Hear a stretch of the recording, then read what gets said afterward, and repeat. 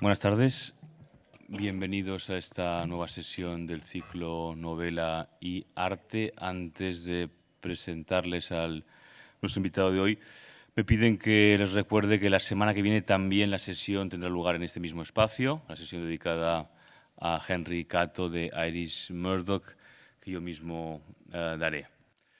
Hoy tenemos el inmenso privilegio y el honor de tener con nosotros a Rodrigo Fresán, escritor de larguísima trayectoria, nacido en Argentina, vecino de Barcelona desde hace muchísimos años, y creo que nos debemos congratular de ello, puesto que Rodrigo Fresán no solo es uno de los mejores escritores en lengua española a nivel hispánico internacional, alguien que empezó siendo un autor revelación muy joven con Historia Argentina y que luego no ha hecho sino consolidarse como uno de los autores contemporáneos más sólidos y ambiciosos a nivel internacional, sino que también es uno de los grandísimos conocedores de la tradición narrativa occidental. Es decir, hay muy pocas personas que yo haya conocido con las que se puede hablar con tanto detalle, con tanta pasión y con tanto conocimiento de todo lo que ha sido el universo narrativo, sobre todo occidental, desde finales del siglo XVIII hasta ayer mismo.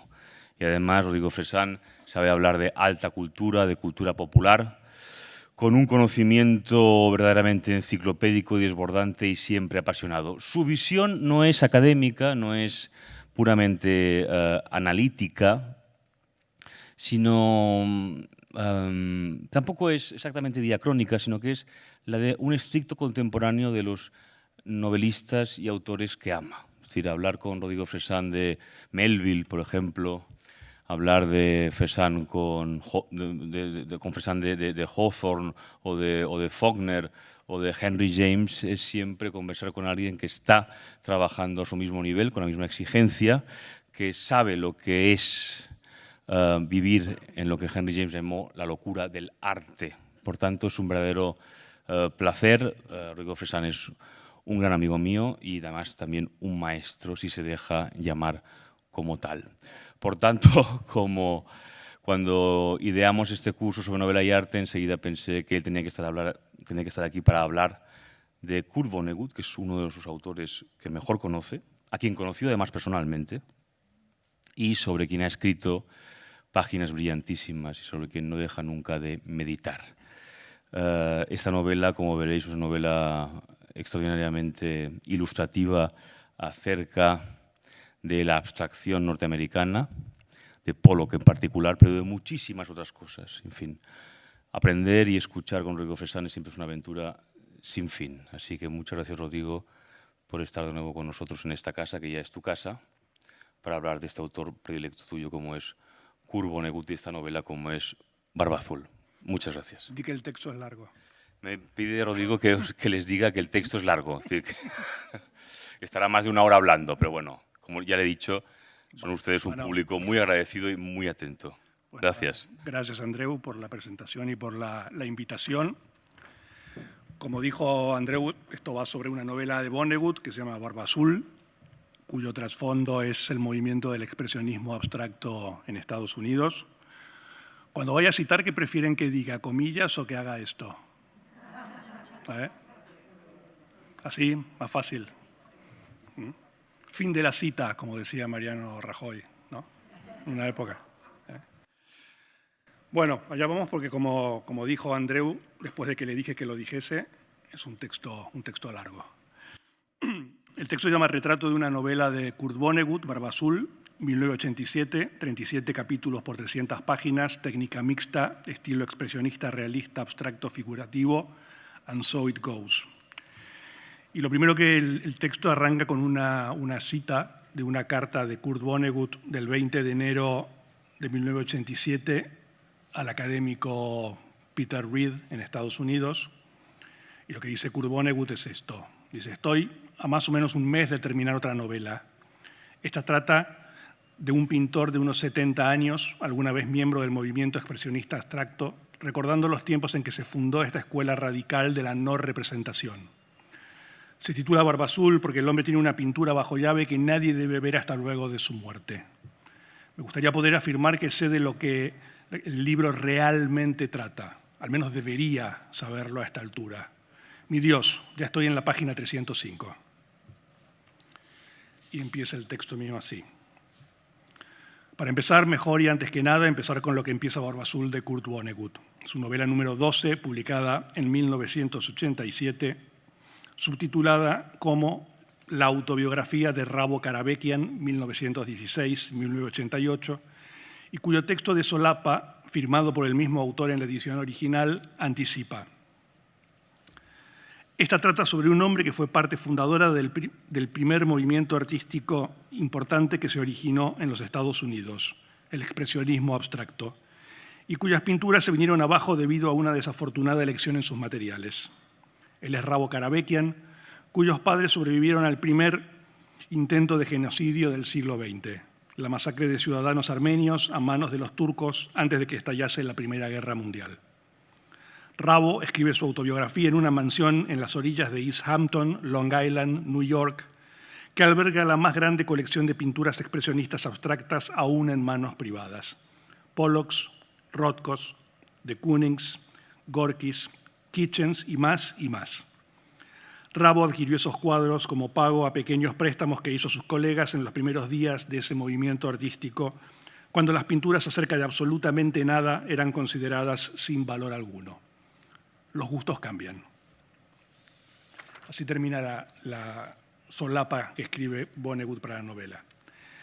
Y enseguida, en la sala de al lado y en su primera página, Barba Azul abre y expone, de nuevo, con las siguientes palabras, otra vez del propio autor, una breve nota introductoria que considero necesario leer aquí en su clara y honesta totalidad.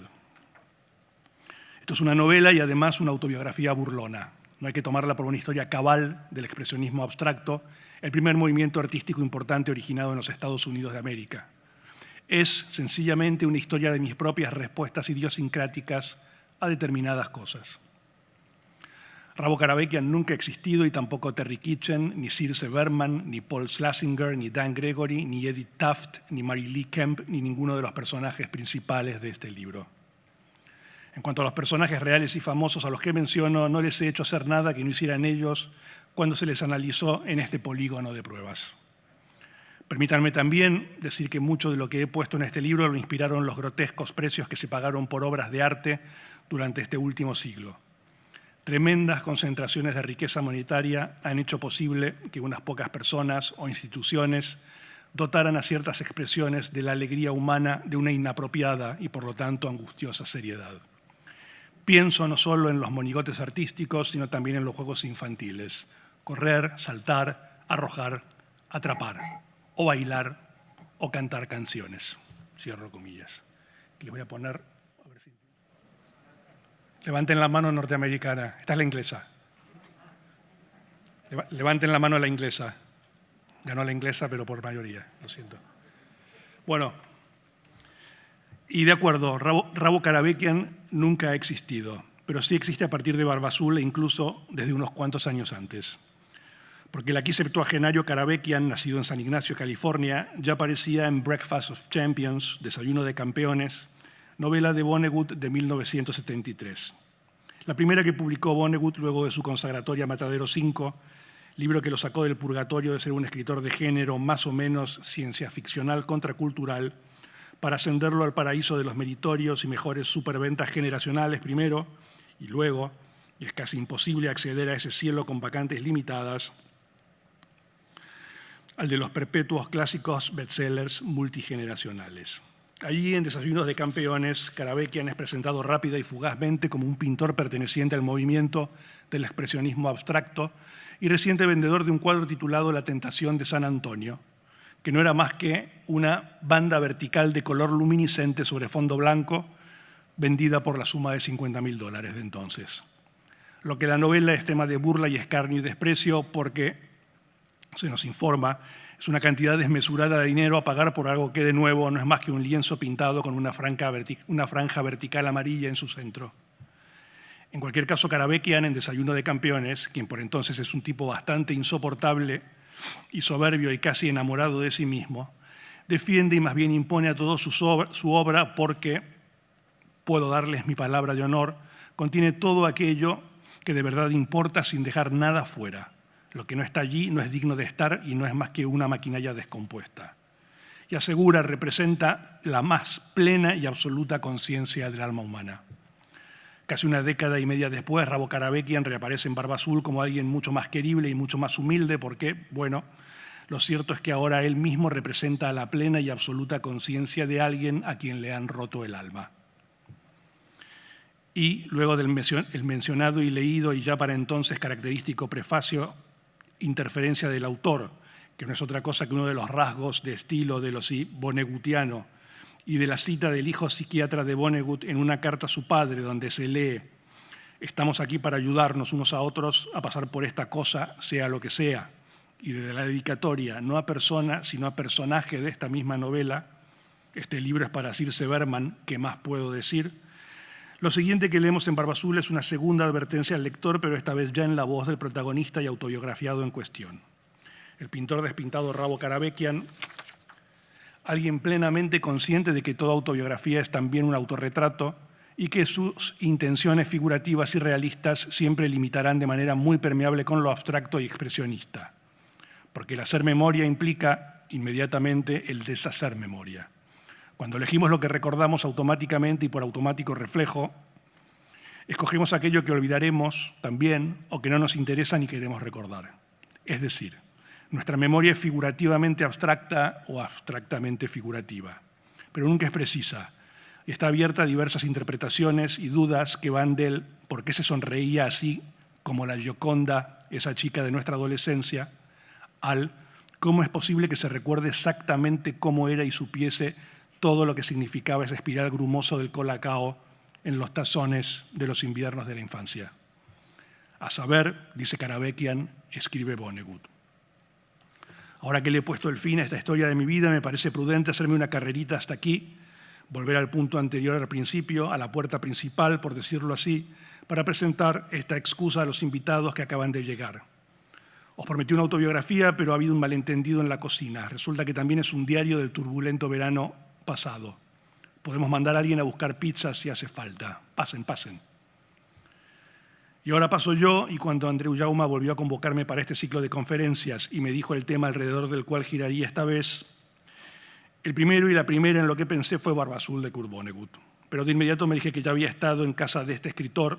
Recuerden, el año pasado tocó en plena batalla viral, novela de guerra, y yo me alisté a las órdenes de Matadero 5, y me dije que tal vez no se me permitiría reincidir, así que pensé en otras posibles opciones y firmas.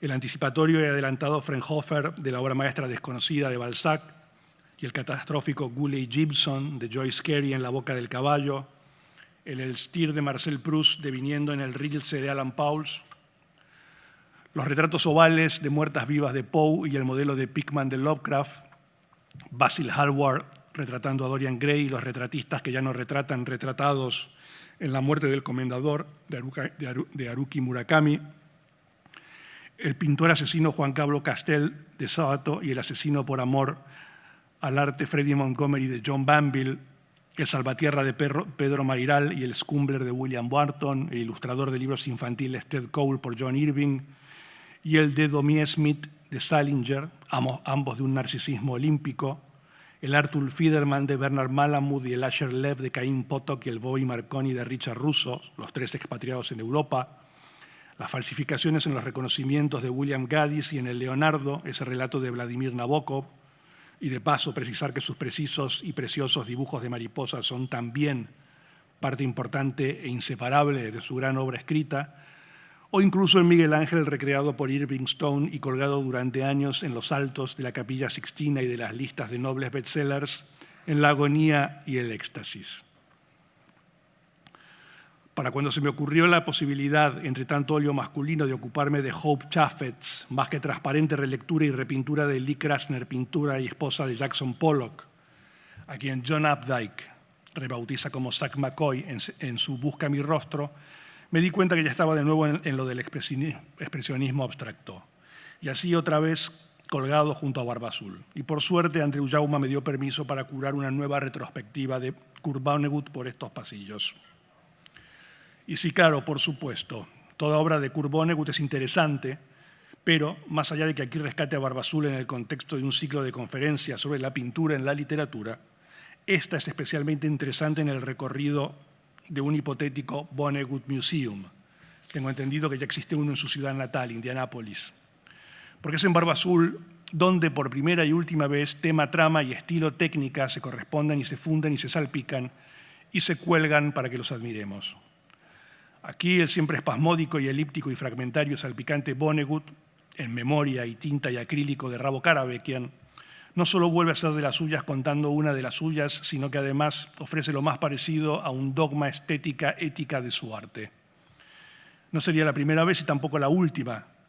Pocos escritores más elocuentes y autoteóricos siempre explicando su vida desde dentro de la misma obra que Vonnegut, pero, insisto, en Barbazul toda la cuestión se exhibe con colores más brillantes y en un lienzo más amplio que nunca. Así que, como si se tratase de un cuadro, vayámonos acercando a Barbazul de a poco y también, fragmentaria y elíptica y espasmódicamente, a lo largo de esta visita conferencia guiada. Y primero contemplémosla desde lejos. Así entonces Barbazul puede considerarse el título central en una suerte de pentalogía dispersa que reúno en esta sala, pero comulgando en sucesivas variaciones alrededor de un área inequívocamente vonnegutiana. La naturaleza de la catástrofe siempre provocada por la inconmensurable estupidez del ser humano. Nadie escribe mejor acerca del juicio final que Vonnegut, definió alguna vez su aventajado alumno John Irving. Y tampoco nadie lo hizo ni probablemente volverá a hacerlo con gracias más triste o sonrisa más resignada. Así, esta última gran racha ficcional de Vonnegut, todas novelas políticas en el mejor sentido, está compuesta por sucesivos estudios para lo que en su conjunto acaba siendo una suerte de catedral dedicada a un posible San Armagedón. A saber, en Dead Eye Dick de 1982, traducida como Buena Puntería o El Francotirador, una bomba neutrónica cae sobre la ciudad de Midland, en Ohio, donde colgó y se vino abajo uno de los cuadros más famosos de Karabekian, mientras se respira aún el largo aliento de esa Segunda Guerra Mundial. En Galápagos, de 1985, una epidemia vuelve infértil a toda la raza humana que evoluciona a una especie de focas más o menos pensantes y todos son más felices de lo que eran. En Hocus Pocus, de 1990 y traducida en principio con el poco atractivo título de Birlibirloque, tiene lugar un motín carcelario y se activa una suerte de omnipresente programa informático que se anticipa a la tiranía voluntaria y a los pensamientos telegráficos de las redes sociales, y todo está narrado por un veterano de Vietnam, y en verdad su tono está más cerca al de un lupino ensayo sobre la decadencia de los Estados Unidos bajo una muy ligera piel de cordero novelesco. En Timequake, de 1997 y publicada en España como Cronomoto, cae definitivamente el telón del Vonnegut novelista, quien a partir de entonces se dedicará al ensayo, a la revulsiva columna de opinión, a las conferencias muy bien pagas y a una más que redituable carrera secundaria como serigrafista en papel y tela de sus dibujos y aforismos. Diseños donde destacaban autorretratos, una jaula abierta de la que había escapado el proverbial canario en una mina de carbón, cuya tarea función de morir, advirtiendo a los mineros que ya no quedaba demasiado oxígeno por respirar, Vonnegut equiparaba a la de los escritores, y ese asterisco que le servía como firma veloz, tanto como, decía, retrato y autorretrato de su orificio anal. Esta es la jaula famosa que él la vendía como serigrafía, y el día que murió en el site de él pusieron esta jaula abierta como significando que el canario se había escapado finalmente. Ese es su orificio anal, que también es la firma, una de las firmas de Vonnegut. Aquí hay otro autorretrato de él. Bueno, aquí está Vonnegut. A mitad de camino, en el centro de estas 4 novelas, en 1987, Vonnegut publica y pinta Barbazul, lo más cercano que jamás hizo a una suerte de secuela subliminal de Matadero 5, siendo Madre Noche del 62 una especie de precuela. ¿Leyeron ustedes Matadero 5? ¿La conocen la novela? ¿Y Barbazul también la han leído? No. ¿Sí? Ah, qué bien. Bueno, las tres jugando un poco con los géneros de la novela de espías, de ciencia ficción y de formación artística, estando las tres unidas y reunidas por la, para Vonnegut, autobiográfica Segunda Guerra Mundial y la también autobiográfica autorreferencial idea del sobreviviente de nacimiento y hasta la muerte como figura protagónica recurrente. Las tres novelas son Madre Noche, Matadero 5 y Barba Azul. Barba Azul comparte con Matadero 5 casi una variación en tres partes tiempos. Ese momento maravilloso en que los soldados Karabekian y Pilgrim y Vonnegut son liberados por las tropas soviéticas en mayo de 1945 en un florido prado checoslovaco. Y atención, tanto una como otra novela, así como Vonnegut, quien nunca se consideró guerrero, pertenecen a ese subgénero de la novela de guerra que no es lo mismo, es la novela de prisionero de guerra, ex prisionero de guerra. Y Barba Azul es a la vez un punto de fuga y de no retorno en la obra de Vonnegut y, años después, en perspectiva, se la puede entender más y mejor como profética en y de lo suyo. Y más detalles sobre esto más adelante, pero todavía no nos apresuremos. Por el momento ya vimos a Barba Azul desde la distancia, bien acompañada por sus compañeras anteriores y posteriores. Ahora concentrémonos tan solo en ella, acerquémonos un poco más para ver qué vemos y enterarnos de cuándo y dónde vino y a cómo y dónde fue. Barba Azul, primera ocasión en la que su autor, al final de la página donde se enumeran todos los otros títulos suyos anteriores, añade un suficiente, surge de un encargo de la revista Esquire en 1983 para celebrar el cincuentenario de la publicación. La idea del jefe de redacción de entonces fue la de repartir a 50 who made the difference, a 50 norteamericanos que hicieron la diferencia, a otros tantos 50 que estaban haciendo la diferencia. La revista fue esta. A ver. Este es el número especial de esa revista. Portada de color oro, 615 páginas, tiempos en los que las revistas aún eran revistas. Un milagro. Así, en un sumario imposible de volver a repetir, y tan solo por citar algunos de los encargos y de los encargados, a Stanley Elkin le toca a Alfred Kinsey, a Ken Casey le toca a Jack Kerouac, a Gore Vidal le toca a Richard Nixon, a William Styron le toca a John Fitzgerald Kennedy, a Norman Mailer le toca a Jackie, a John Updike le toca a Edmund Wilson, a Saul Bellow le toca a Franklin Delano Roosevelt, a Arthur Miller le toca a Ed Murrow, a Truman Capote le toca a Katharine Hepburn, a Richard Ford le toca el trío de Hemingway y Faulkner y Fitzgerald, a James Salter le toca a Ike Eisenhower y así hasta la media centena. A Kurt Vonnegut, quien había pedido a Eleanor Roosevelt, pero ya se la habían concedido a John Kenneth Galbraith, le tocó el amo y señor del término, acuñado por el crítico de arte Rosenberg, action painting, Jackson Pollock. Y lo cierto es que el encargo tiene su gracia y su perversión, porque Vonnegut siempre se entendió y defendió a sí mismo como el escritor de la claridad total y la legibilidad absoluta y la frase breve y restallante. En más de una ocasión hizo público o por escrito su desprecio absoluto por el punto y coma, signo del que entendía como una aberración para infradotados. Vonnegut sí siempre fue más un impresionista figurativo que un expresionista abstracto. Pero pienso, Vonnegut también fue un action writer. Así, en para mí uno de sus momentos más altos, líneas que se cuentan entre las que más me han influenciado a mí mismo como escritor, cuando Billy Pilgrim, protagonista de Matadero 5, describe al milagro de los extraterrestres, libros tralfamadorianos, yo no puedo sino preguntarme, dudar si la literatura tralfamadoriana era algo vanguardista y experimental o el destilado encandilador de la línea de meta definitiva luego de haberlo experimentado todo y con todo. Así son, así eran, así serán los libros tralfamadorianos, abro comillas.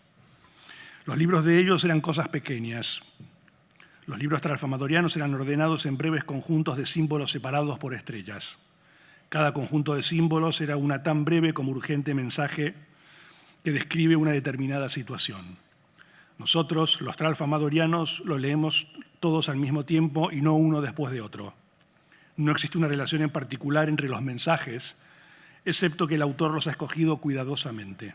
Así que, al ser vistos simultáneamente, producen una imagen de la vida que es hermosa y sorprendente y profunda. No hay principio, ni centro, ni final, ni suspenso, ni moraleja, ni causa, ni efectos.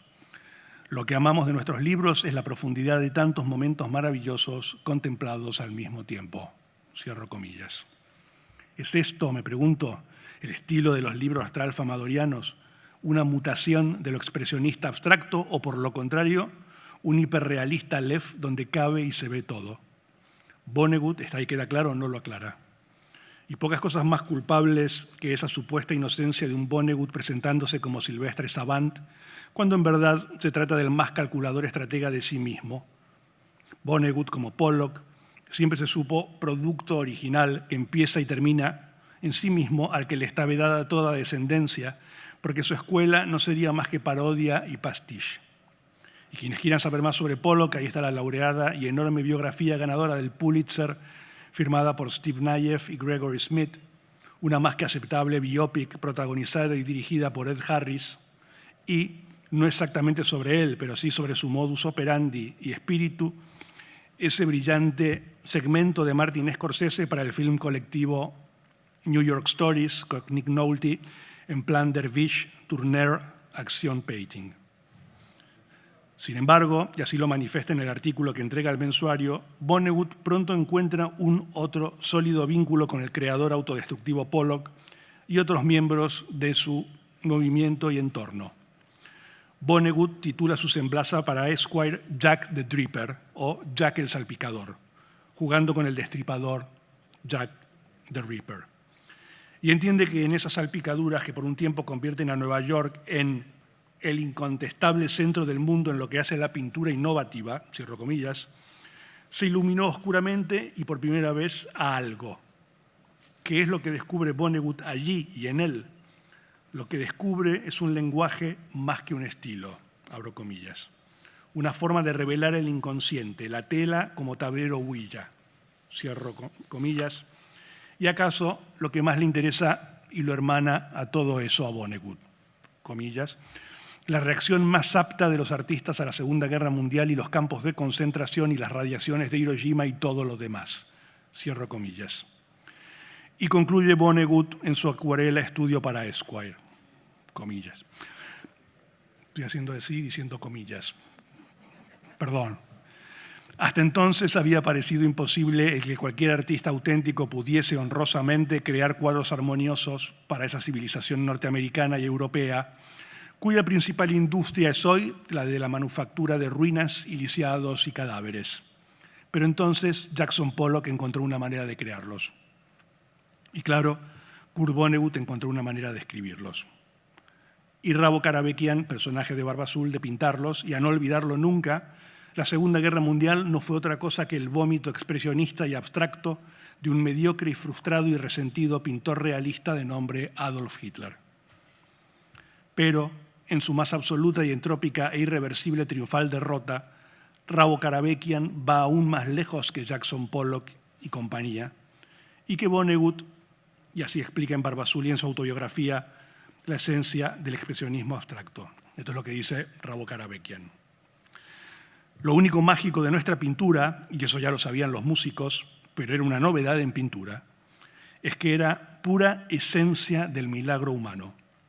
Y no tenía nada que ver con la comida, el sexo, la ropa, las casas, las drogas, los coches, las noticias, el dinero, el crimen, el castigo, los juegos, la guerra, la paz, y seguramente tampoco con el universal impulso humano que empujaba a los pintores y a los fontaneros por igual hacia una desesperación y autodestrucción inexplicables. Y cabe preguntarse por qué el autodestructor Pollock no aparece más de lo que lo hace poco en Barba Azul. La respuesta es sencilla. Porque Pollock ya era un personaje decididamente vonnegutiano antes de que Vonnegut publicase su primera novela, en 1952, año que marca el final del periodo más fértil del pintor, Pollock, iniciado en 1947, y del principio del conflicto en relación a lo que le piden que siga pintando y haciendo, y que él ya no tiene ganas de hacer y de pintar, al comprender que lo que entendía como innovador estilo propio ha devenido para los demás en ya previsible marca registrada, e inicia un retorno cauto a lo figurativo para redescubrir, Pollock, mientras vacía más y más botellas, lo que ya sabía y había intentado olvidar. A diferencia de muchos de sus hermanos de sangre y óleo, Él no sabe ni supo nunca dibujar. Lo único que sabe hacer Pollock es salpicar como nadie lo hizo ni lo hará. Pollock así un poco como el equivalente plástico y aún más volátil de ese Kilgore Trout, escritor de ciencia ficción siempre en los bordes de un agujero negro eclipsante, cuya grandeza literaria solo se hace evidente en las páginas que acompañan a desnudos en revistas de pornografía pulp. Aún así, a Vonnegut, la vitalidad y el desenfreno de Jack el Salpicador pintando en el suelo le evoca paisajes destruidos y destructivos, al igual que lo del suicida con cuchillo en 1970 Mark Rothko, quien viene a ser como la contracara reposada y casi zen y Dr. Jekyll al Mr. Hyde de Pollock a toda velocidad, empotrándose contra un árbol en su auto y con tanque lleno de alcohol de autoagradación. Pero lo cierto es que a mí las visiones de los visionarios del expresionismo abstracto me inspiran y evocan todo lo contrario. Algo más cerca del Génesis que del Apocalipsis. Todo aquel que haya estado de pie frente a un Pollock o un Rothko y no pertenezca a esa infraespecie que automáticamente piensa, hey, mi hijito de 3 años podría hacer esto, sabe perfectamente de lo que hablo. Y a diferencia de lo que sucede con muchos maestros realistas, y como también ocurre, por ejemplo, con las canciones de David Byrne para Talking Heads, a la altura de su Remaining Light, expresionistas y abstractas y pura textura, con algunas películas de David Lynch, o ese episodio 8 en la última encarnación de Twin Peaks, ambos, David Byrne y David Lynch, nada es casual, también artistas plásticos. A Rothko y a Pollock hay que dedicarles un buen tiempo para mirarlos fijo, más leerlos que mirarlos para finalmente poder verlos y oírlos. Así que para plasmar mejor esto que digo en cuanto a mi sensación frente a obras de títulos crípticos como Number One u Ochre and Red on Red, o ese contradictorio pero siempre funcional y un tanto oximorónico clásico de muchos, Untitled, sin título, no está de más narrar aquí una anécdota pollockiana inequívocamente vonnegutista. Hágase la luz y escuchen y contemplen. Colorida oveja negra en su rebaño de millonarios, la mecena acosadora Peggy Guggenheim saltaba de cama en cama de jóvenes pintores para coleccionarlos siempre con amor y por amor al arte. Pollock era su favorito y en 1943 le encarga un mural de más de 6 metros de largo y más de 2 de alto para el vestíbulo de su departamento en la East 61st Street. Le compra la tela y le pasa un dinero por mes, unos $150.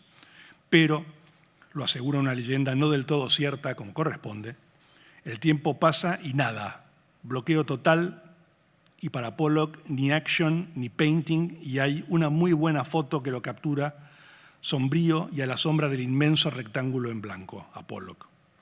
Y de pronto solo queda un día para la fecha pactada de entrega. De golpe, la última noche en la que iba a haber una fiesta, Pollock, famoso hasta entonces por el modo en que esparcía su salsa de tomate sobre los espagueti, se encierra en su estudio y a la mañana siguiente todo ha sido consumado y la historia del arte de su país ha cambiado para siempre. Dice Pollock, tuve una visión, vi una estampida, informó al emerger de su estudio goteando colores. Así un estallido de rojos y negros y amarillos y rosas y blancos que son caballos y búfalos y vacas y antílopes, hasta incluir a todo animal del oeste norteamericano, todos corriendo por esa jodida superficie, explicó el cazador. Primero Pollock los esbozó figurativos, pero de golpe comenzó a tacharlos sin que desaparezcan del todo.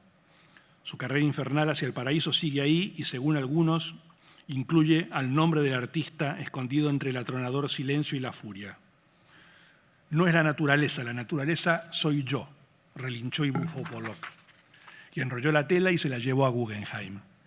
Y al llegar a su vestíbulo, Pollock descubre que es más larga, que le sobran casi 30 centímetros. Entonces Pollock enloquece y comienza a beber todo el licor que hay en el departamento.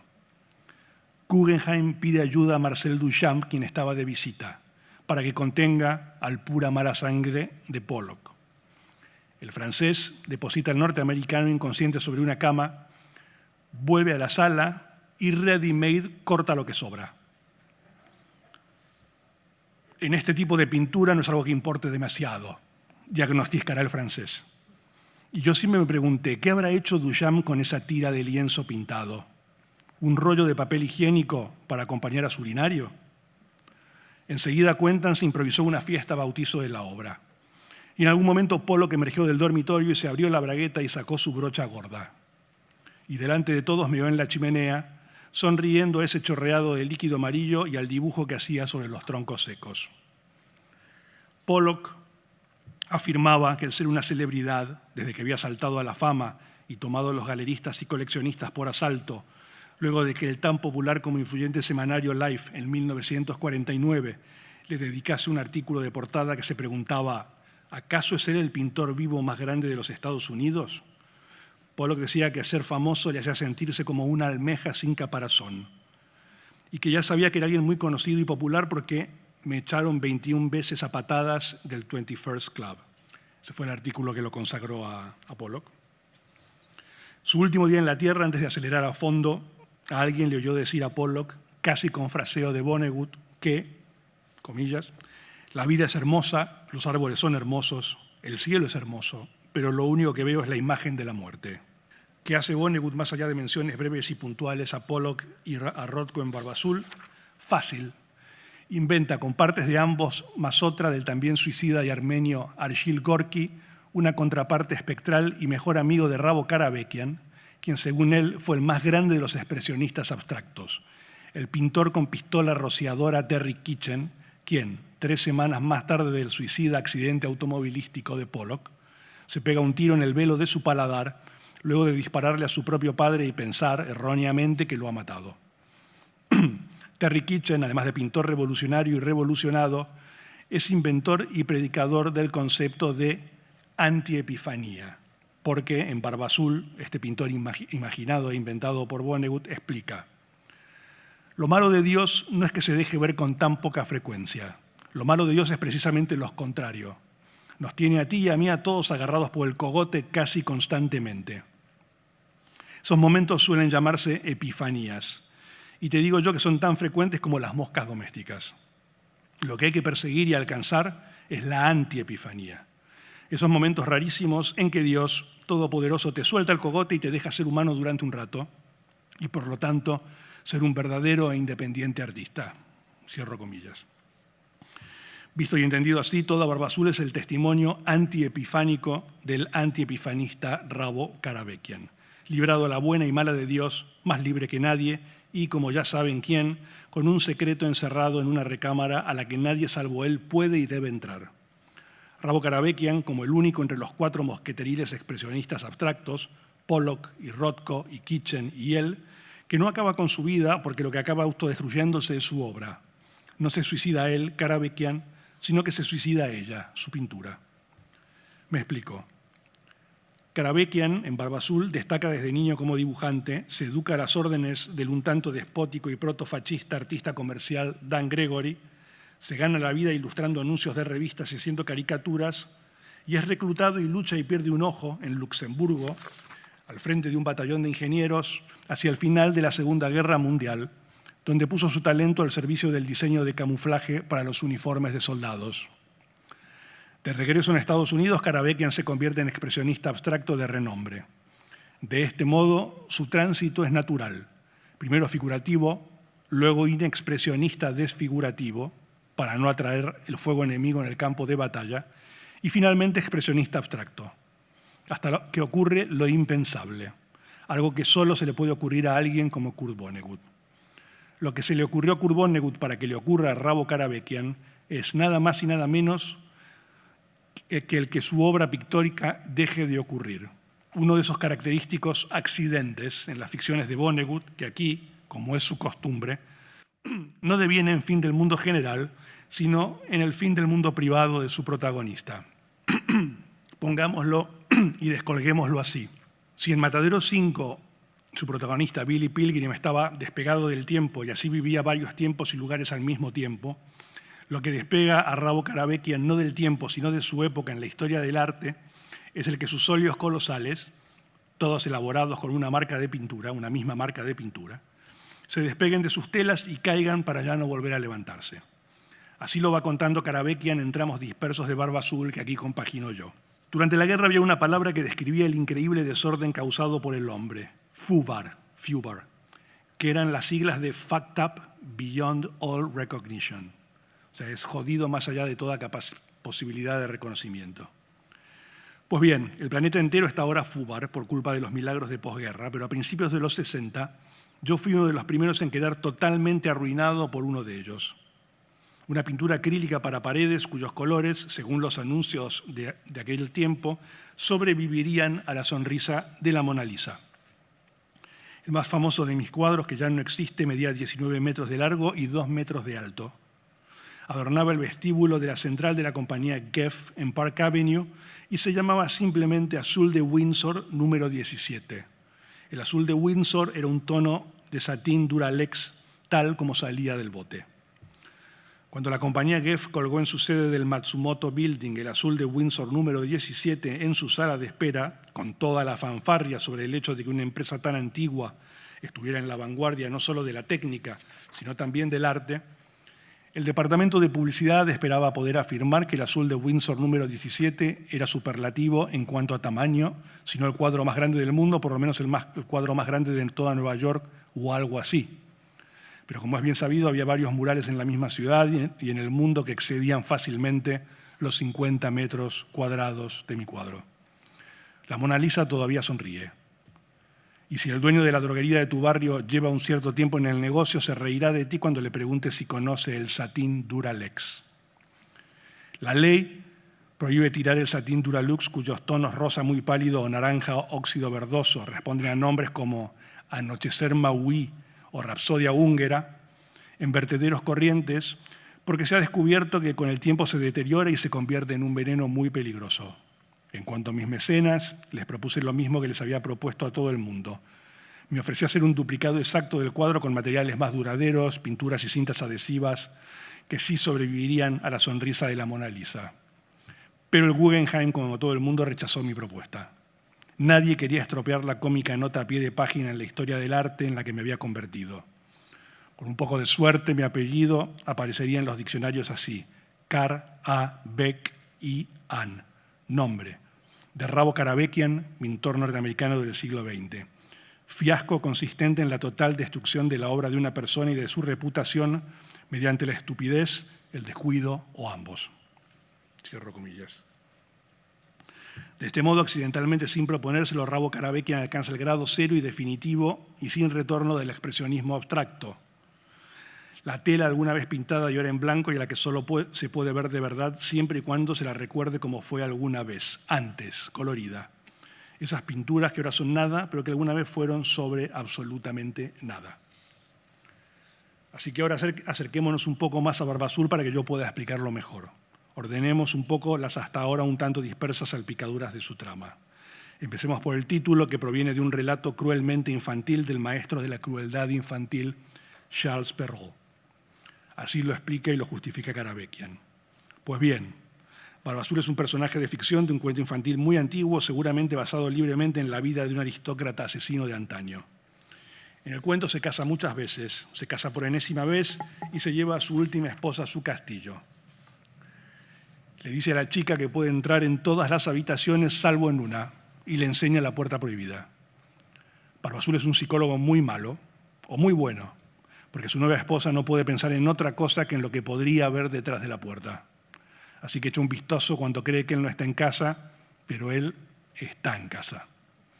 La sorprende cuando ella está mirando, horrorizada, los cuerpos de todas sus anteriores mujeres, a las que ha matado, excepto a la primera, por mirar lo que había detrás de la puerta. La primera murió por alguna otra razón. Y sí, Karabekian es alguien que también oculta algo bajo llave y tras la puerta de un cobertizo para patatas en su propiedad de 19 habitaciones de los Hamptons. Nadie sabe qué hay allí. Karabekian apunta que una revista de arte afirmó que sabía exactamente lo que había en mi almacén, la obra cumbre del expresionismo abstracto, una obra que yo mantenía apartada del mercado con el fin de aumentar el valor de otros cuadros relativamente poco importantes que tengo en la casa. Falso. Un lector envía una carta a la revista donde manifestaba su convencimiento de que yo durante la guerra había robado obras de arte que deberían haber sido devueltas a sus legítimos propietarios europeos y que yo, por temor a los pleitos que podrían ponerme los propietarios legítimos, había encerrado los cuadros en mi almacén. Falso. ¿A qué se dedica entonces Karabekian rodeado por tanta falsedad? Fácil de decir, pero difícil de realizar. Karabekian, autobiográficamente, se dedica a decir verdades por escrito.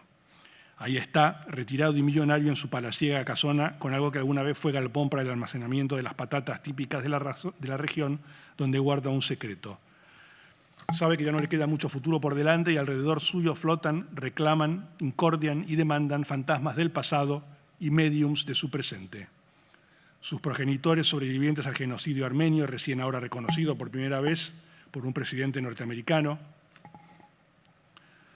sus colegas suicidas, un puñado de ex-esposas, alguna de ellas muerta, aquel ilustrador fundamentalista del hiperrealismo con tendencias fascistas que lo formó artísticamente, sus hermanos de armas durante la guerra, una viuda un tanto manipuladora y demandante y escritora de cuentos infantiles y novelas young adult que entra y sale de su casa y no deja de hacerle reproches y menospreciarlo amorosamente, se llama Circe Berman, especie de némesis y espejo impiadoso, y no hay nada menos casual ni más simbólico que su nombre.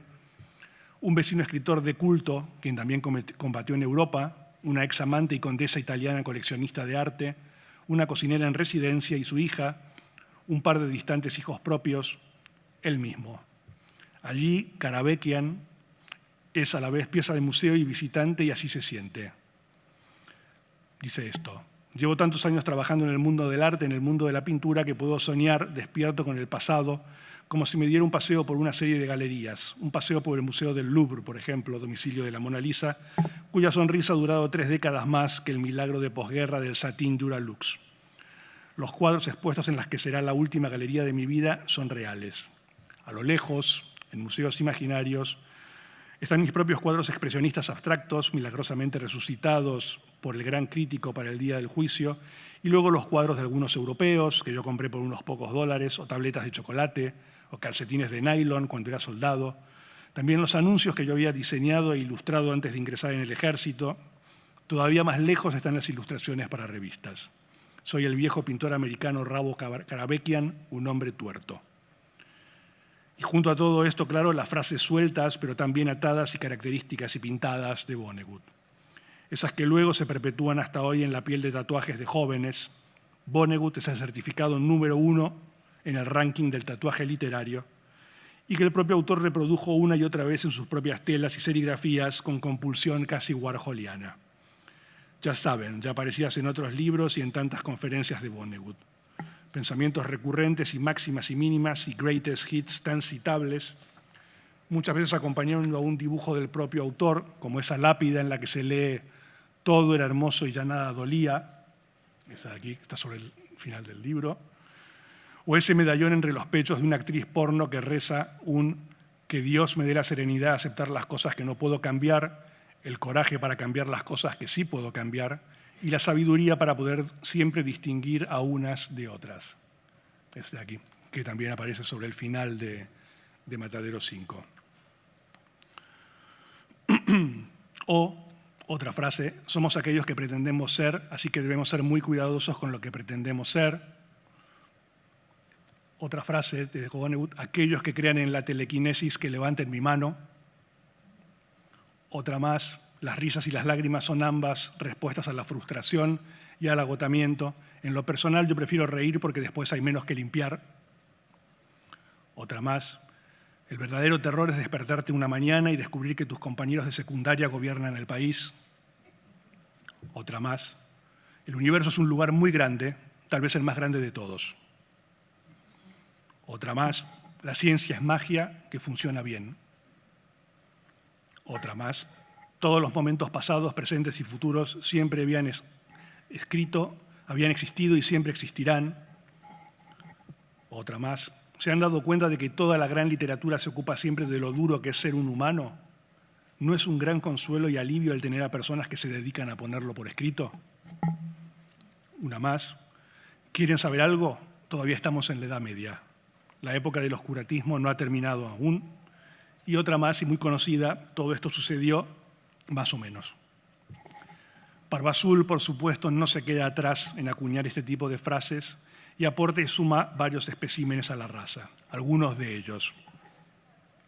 La ejecución de pinturas es a la escritura lo que el gas hilarante a la influenza asiática. Otra. La pintura y las armas tenían mucho más en común de lo que había pensado. Ambas sugieren a sus dueños sorpresivas y en más de una ocasión notorias maneras de hacer algo con ellas. Otra. Ella había vivido, yo me había limitado a acumular anécdotas. Otra. ¿Qué sentido tiene de estar vivo si no te vas a comunicar? Una más. Estamos condenados a repetir el pasado. De eso se trata el estar vivo. Son solo los niños muy tontos quienes no han comprendido esto para cuando tienen 5 años. Afortunadamente son muchos entre ellos los que no pueden permitirse el ir a Harvard para que los convenzan de lo contrario. Otra más. Los padres siempre se sienten tan orgullosos cuando ven por primera vez a sus hijos de uniforme. Pero un día el pequeño Johnny vuelve a casa dentro de una de esas bolsas para cadáveres. Una más. Si las ciudades aún están en pie cuando llegues a Europa y te sientas en un café horas y horas sorbiendo café o vino o cerveza y hablando de pintura y música y literatura, recuerda que los europeos que te rodean y a los que tú consideras mucho más civilizados que los norteamericanos solo están deseando una cosa: el momento en que sea legal matarse unos a otros y derribarlo todo otra vez. Otra más. ¿Y qué es la literatura sino la newsletter de un conocedor sobre cómo se relacionan entre sí las moléculas que a nadie le importan en el resto del universo, pero que se las han arreglado para contraer la enfermedad del pensamiento? Una más. Ese es el secreto de cómo pasártelo bien, escribiendo y asegurarte de alcanzar un alto nivel. No escribes para todo el mundo, ni para 10 personas, ni para 2. Escribes para una sola persona. Otra más.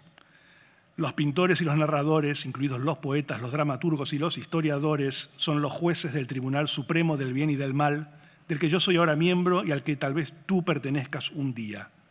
¡Qué delirio de grandeza moral! Sí, y ahora que lo pienso, quizá lo más admirable de los pintores expresionistas abstractos, ya que las lecciones estúpidas de la historia han causado tanto absurdo derramamiento de sangre, fuera su negativa a servir en aquel tribunal. Otra más. En todas partes encuentras mujeres dispuestas a hacer cualquier cosa a cambio de comida o protección para ella y sus hijos, y para los ancianos, porque los jóvenes estaban en el frente o muertos. Las guerras se hacen precisamente para reducir a las mujeres de todo el mundo a esa condición. En las guerras, los hombres hacen ver que luchan entre ellos, pero la verdad es que luchan siempre contra las mujeres. Una más. La condición humana puede resumirse en una sola palabra: vergüenza. Y ahora digo yo, ¿y acaso el concepto en la novela que más y mejor funciona como llave para abrir la puerta que esconde el gran secreto de Ravo Karabekian y de paso a la gran pública verdad de Kurt Vonnegut, quien estuvo en el bombardeo a Dresde y vivió para contarlo por escrito y siempre supo que alguien que ha sido un prisionero de guerra jamás se sentirá del todo libre o en paz, es la siguiente? Así habló Karabekian. Todos los que están vivos son supervivientes y todos los que están muertos no lo son. Así que todos los que están vivos deben tener el síndrome del superviviente. O eso o la muerte. Estoy hasta las narices de que la gente me diga con orgullo que son supervivientes. 9 cada 10 son caníbales o millonarios. Todos los que están vivos son supervivientes y todos los que están muertos no lo son. Así que todos los que están vivos deben tener el síndrome del superviviente. O eso o la muerte, insisto. Nunca te fíes de un superviviente, solía advertirme mi padre, hasta que no hayas averiguado lo que hizo para seguir con vida. Pero acaso lo más importante de todo es lo que justifica el título del asunto, el nombre de la novela, lo que se oculta bajo cadena y candado, su obra maestra desconocida, su equivalente al trineo de Citizen Kane. Antes de develarlo, me permito un breve inciso no ficticio para descubrir aquí el modo en que fue percibida Barba Azul en tiempos de su publicación y después. Nada demasiado sorprendente o novedoso o distinto de lo habitual en Vonnegut. Los críticos de costumbre lo acusaron de ofrecer más de lo mismo, teniendo en cuenta que lo mismo era ni más ni menos que un estilo técnica única y patentada por Vonnegut. Y sus seguidores de siempre celebraron en las calles que se tratase de más de lo mismo. El TLS decidió no comentarlo. El New York Times analizó en detalle que se trataba de una obra menor, sin que eso le privase de la errata más bien inhumana e incomprensible de referirse todo el tiempo a la novela como Bluebird en lugar de Bluebird. Una académica señaló que se trataba de una novela peor que machista, porque era una novela falsamente feminista, con el personaje elogiando y valorando a las mujeres, pero tan solo como detonantes de la redención de la propia redención e iluminación final del personaje, en lugar de ser ellas mismas quienes lo iluminasen y redimieran. Alguien con los años interpretó que toda la novela, considerada una suerte de diálogo dialéctico entre Karabekian y la viuda Berman, no era otra cosa que una brutal radiografía velada del Estado, del mal Estado, en el cada vez más complicado y beligerante matrimonio de Vonnegut y la fotógrafa de escritores Jill Clements. Por ahí en The Guardian destacó un sentido elogio entre el pasmo y la admiración de otro escritor de género inasible y propio y también preocupado por las bellas artes, James Graham Ballard. Alguien lo entendió como un ensayo apenas encubierto acerca de la función moral del arte y alguien más lo postuló como tesis acerca de la patología del síndrome del superviviente. Y por supuesto volvieron a buscarse y encontrarse evidencias incontestables de que Karabekian era en verdad Vonnegut apenas enmascarado. Así, Vonnegut había comprado una residencia de verano en los Hamptons, donde era vecino de Willem de Kooning. Vonnegut había escrito la novela en un almacén para patatas reformado por su amigo el pintor Frank Stella. Y por supuesto, Vonnegut era un veterano y había sido prisionero de guerra en la Segunda Guerra Mundial, and so it goes. Suele ocurrir, el propio Vonnegut quien hizo los aportes más sustanciosos sobre y a lo suyo. Vonnegut respondió a una reseña particularmente cruel en The Village Voice, donde se lo acusaba de cerrar la novela con una última escena de repugnante sentimentalismo. Vonnegut respondió así: lo que los irrita tanto es que yo insista en que la práctica del arte es un juego de niños y que pueda ser discutido en un lenguaje claro y sencillo. De paso, explicó que se cambiaba de editorial porque su casa histórica había sido adquirida por un grupo extranjero y yo me niego a ser vendido a los alemanes. Y al recopilar el ensayo sobre Pollock para Esquire en su libro de miscelánea ensayística autobiográfica Fates Worse Than Death, Destinos Peores que la Muerte, Vonnegut confesó que es probable que en mi artículo yo suene mucho más entusiasta de lo que en verdad soy en cuanto a Pollock, que deshonesto que soy. Entiendo su importancia, claro, pero también sé cuál es la principal razón por la que no me gustan demasiado sus garabatos, a no ser que se los utilicen como estampados para telas con las que confeccionar ropa es más bien primitiva. La razón es más bien primitiva. Y la razón es esta: sus pinturas no tienen horizonte. Puedo soportar cualquier falta de información en cualquier obra de arte, menos la de que se me escamotee la idea del horizonte. ¿Dónde está el horizonte? Es lo primero que me pregunto siempre frente a un cuadro. Y Pollock nunca me responde. Supongo que tiene que ver con el modo en el que está cableado mi sistema nervioso y tal vez el de todas las otras especies sobre la Tierra. La necesidad de ser conscientes del horizonte porque ese es el sitio y dirección hacia donde siempre hay que salir corriendo. Cierro comillas. Y en una introducción añadida a la edición especial de Bluebird para la Franklin Library, Vonnegut volvió a manifestar su profunda envidia por los artistas plásticos porque, de algún modo, nunca dejan de jugar y por lo tanto de ser niños. Y recordó lo dicho por Pollock en cuanto a que, cuando estoy dentro de mis pinturas, no me doy cuenta de lo que estoy haciendo. Y envidió su capacidad por haber podido rendir su inconsciente en su trabajo. Pero si se lo piensa un poco, Vonnegut no tenía nada que envidiar a Pollock. Toda su obra se basa en exactamente eso, a perderse en lo que hace primero para luego encontrarse, con una pequeña y decisiva y definitiva diferencia. Lo que nos lleva por fin a los últimos minutos de esta conferencia y a la última escena de repugnante sentimentalismo de Bluebird. Y supongo este es el momento en que yo debo ponerme a aullar como histérico, eso tan de moda y considerado casi obligatorio de spoiler, spoiler, spoiler, como si se tratase de una sirena advirtiendo de un inminente bombardeo aéreo. Lo siento, no pienso hacerlo. Y de paso, y ya que estamos, Troya cae y Odiseo vuelve a casa, Don Quijote muere, el Pequod se hunde y Moby Dick sobrevive. Gatsby es asesinado en su piscina de mansión de Long Island, Terry Lennox no se suicidó en Otatotlán, en México, Humbert muere en la cárcel y Lolita dando a luz. Y Ezequiel Farragut consigue escapar de la prisión de Faulkner. Esas visiones repetitivas en la isla de Morel son el producto de una máquina que funciona con las mareas, y el narrador de En busca del tiempo perdido, luego de miles y miles de páginas, comprende que lo que yo quería escribir era otra cosa más larga y para más de una persona.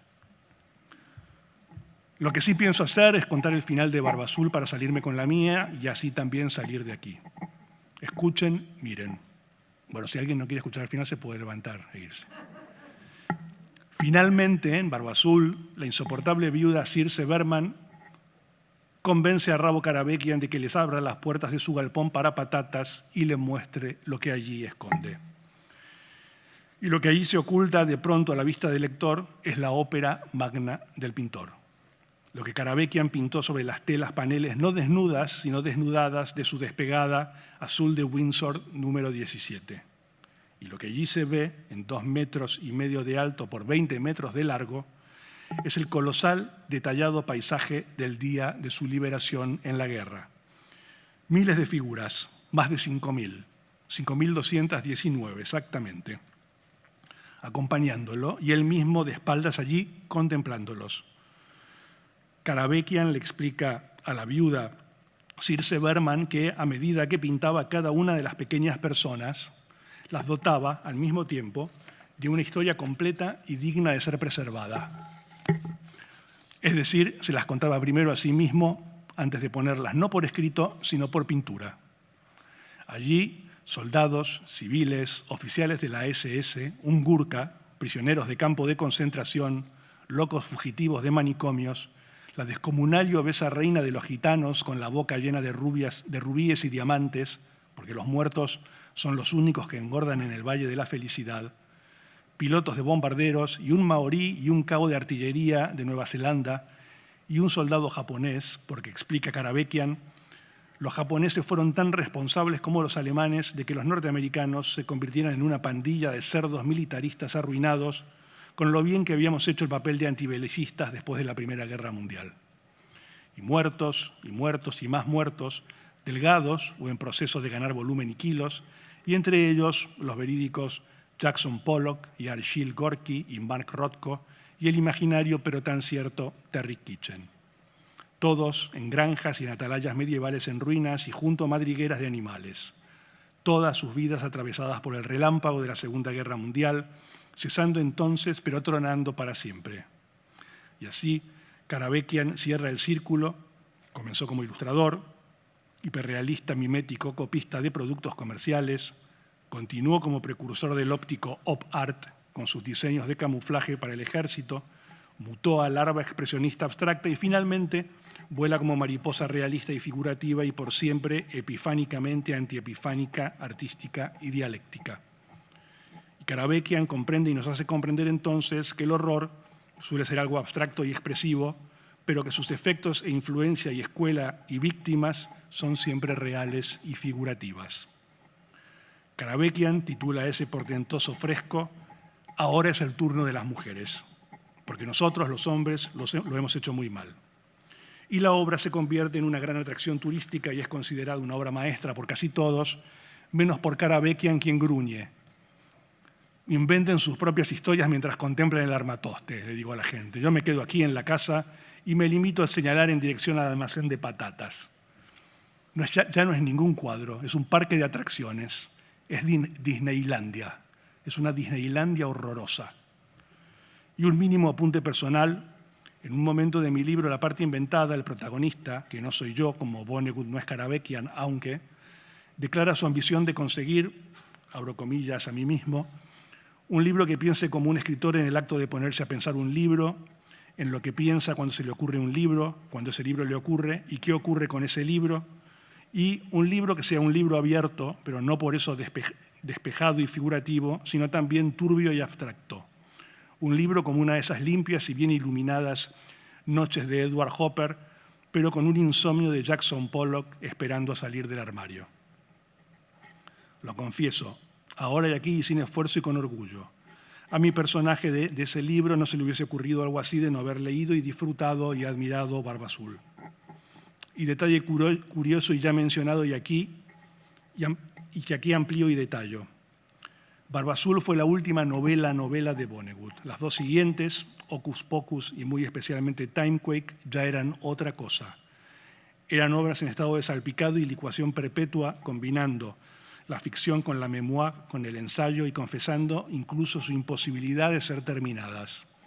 Así, Timequake y la petrificación-repetición temporal que allí se describe y se padece, más que una novela de Vonnegut, es como un cuadro de Karabekian pintado y despegado con acrílico marca Satin Duralux. Así, antes de ello, de nuevo, Barba Azul puede entonces ser considerada a su vez el cierre de otro círculo, el de la obra novelística de Vonnegut, una larga y elástica coda de Matadero 5 que se retrotrae hasta el Big Bang Bang de la masacre de armenios por los turcos otomanos como ensayo a lo porvenir, explica Karabekian. El Imperio Alemán, aliado de los turcos, envió a observadores militares impasibles para que evaluaran el primer genocidio de este siglo, una palabra que entonces no existía en ninguna lengua. Ahora todo el mundo entiende que esta palabra significa un esfuerzo cuidadosamente planeado para matar a todos los miembros, sean hombres, mujeres o niños, de una determinada subfamilia de la raza humana. Los problemas que plantean proyectos tan ambiciosos son puramente industriales. Cómo matar a todos esos animales enormes e ingeniosos, barato y rápido. Asegurarse de que nadie se escape y después deshacerse de montañas de carne y huesos. Los turcos, en su esfuerzo pionero, no tenían ni la aptitud para llevar a cabo una empresa tan grande ni la maquinaria especializada necesaria. Los alemanes harían una excelente exhibición de ambas cosas solo un cuarto de siglo después. Así de nuevo, Barba Azul, como secuela autónoma que además resuelve vía Karabekian y de algún modo el irresoluto conflicto de alguien, Vonnegut, quien siempre se admitió profundamente deprimido y algo culpable por su superviviente éxito en el arte de pintar y despintar su aldea. Vonnegut se refirió a esto una y otra vez. Y lo volvió a decir en una entrevista en 1983 al escritor Martin Amis. Dijo Vonnegut: las carreras literarias norteamericanas tienden a ser muy cortas, así que yo siempre tuve muy pocas expectativas. Yo siempre pensé que si alguna vez podía llegar a escribir algo de mi experiencia en Dresde, eso sería todo y luego nada. Pero después de Matadero 5 hice mucho más de lo que jamás hubiese esperado. Así que ahora, como ya no siento ninguna obligación para conmigo mismo, me he vuelto alguien que hace algo más personal, más libre de toda idiosincrasia. Sucede lo mismo en la historia del jazz. Allí los músicos alcanzan un punto donde empiezan a tocar con la boquilla al revés o llenan la trompeta con papel higiénico y se la pasan haciendo ruidos raros. No sé. Allí estaba Dresde, una hermosa ciudad rebosante de museos y zoológicos. El ser humano en su más excelsa expresión. Y cuando subimos a la superficie ya no había nada. No quedaba nada de esa ciudad por la que pasaban aviones aliados, pero nunca arrojaban bombas porque no tenía mucho sentido hasta entonces. Muchas personas entienden el bombardeo a Dresde como algo correcto e insignificante en comparación a lo que hicieron los nazis en los campos de concentración. Puede ser. Yo nunca discuto esa idea. Pero menciono de pasada que lo sucedido es que a todos los que esa noche estaban en esa ciudad, sin defensa ni interés estratégico militar alguno, bebés, ancianos, los animales del zoológico y, por supuesto, miles de nazis rabiosos, se les aplicó la pena de muerte sin juicio previo. Ese raid aéreo no acortó la guerra ni en medio segundo, no debilitó al ejército alemán de ningún modo, no liberó a ni un solo prisionero de un campo de concentración. Solo una persona se benefició de todo ello. ¿Y quién fue? Yo. Recibí unos $5 y sumando por cada persona que murió ahí y entonces. Imagínatelo. Cierro comillas. Así entonces Vonnegut, como un superviviente, confesando cómo hizo para sobrevivir, pero en Barba Azul, y a diferencia del Matadero 5, en esta oportunidad Vonnegut no dividió adelanto y royalties de Barba Azul por 5.219 para averiguar cuánto había ganado, haciendo que todos sobrevivan con él.